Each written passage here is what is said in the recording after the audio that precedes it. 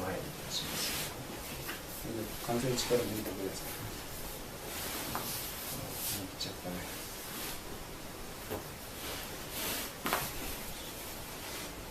今度じゃあ反対向きになってください。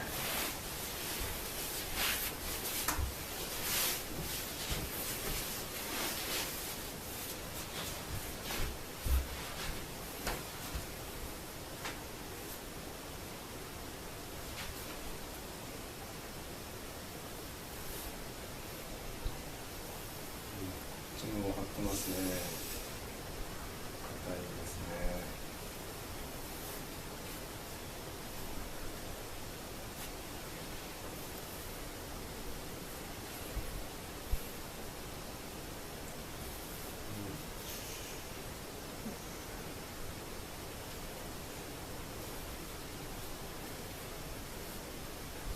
コブみたいになってますね。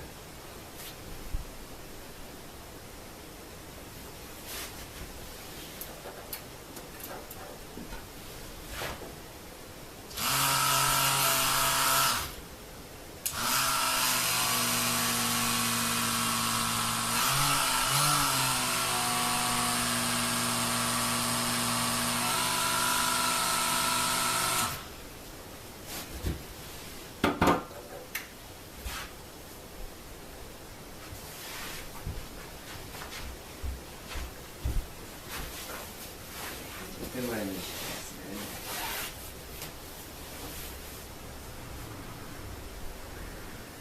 腰椎が少し左にまた力入れてください。もっと力はい、じゃあ今度は仰向けになってください。